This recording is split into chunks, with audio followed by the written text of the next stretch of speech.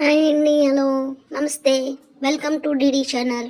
ఈరోజు మన వీడియోలో నాసిక్ జిల్లాలోని మహారాష్ట్ర అతిథి చేరువలో, అది కూడా షిరిడీకి దగ్గరలో ఉన్న నాసిక్ జిల్లాలోని ఒక అద్భుతమైన సంఘటన గురించి చూద్దామండి. ఇదే అది బ్రహ్మకుండు, విష్ణుకుండు, మహేశ్వరగుండు, అలాగే గోదావరి నది ఈ మన షిరిడీలో ప్రవహిస్తుంటుంది.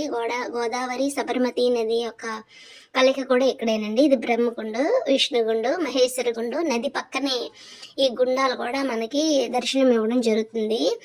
ఈ ప్రదేశం చాలా అద్భుతమైన ప్రదేశం అండి. మన రాముడు వనవాసం చేసే టైంలో లక్ష్మణుడు శూర్పణఖ ముక్కు కోసే ప్రదేశం కూడా ఇదేనండి. లక్ష్మణుడు శూర్పణఖ ముక్కు కోసే ప్రదేశం. మన వనవాసం టైంలో రామాయణం సంఘటనలన్నీ కూడా ఇక్కడ చాలా జరిగాయండి. వనవాసం టైంలోనే రాముడు తిరిగిన నేల అంతా కూడా ఇదేనండి. దీనికి దగ్గరలోనే ఇదే బ్రహ్మగుండు, విష్ణుగుండు, మహేశ్వరగుండు అనే 3 గుండాలు కూడా మనం ఇక్కడ చూసుకోవచ్చు. ఈ గుండాల ద్వారానే సీతాదేవి చాలా పనులు చేసుకుంది అని ఇతిహాసం అండి.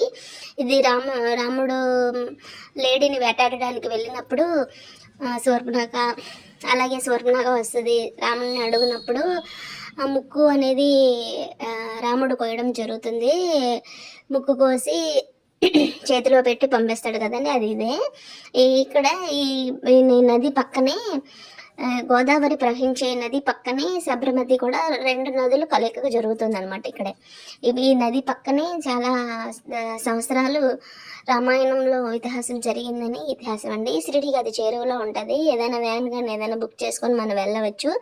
షిరిడీలో ఉంటూనే ఈ పుణ్యక్షేత్రాలన్నీ దర్శించవచ్చు. ఇక్కడే పర్ణశాల ఉంది, సీతాగుహ ఉంది, అలాగే రాముడి యొక్క అన్ని ప్రదేశాలు కూడా ఈ చుట్టుపక్కలే ఉన్నాయండి. అది ఆటో డిస్టెన్స్లోని ఆటో వాడు చెప్తే ఆటో వాడు ఆటోమేటిక్గా మనల్ని తీసుకెళ్ళి ఇవి అన్నీ కూడా దర్శనం చేయడం జరుగుతుంది. చాలా బాగుంటుందండి. Thank you for watching. Like and subscribe అండి.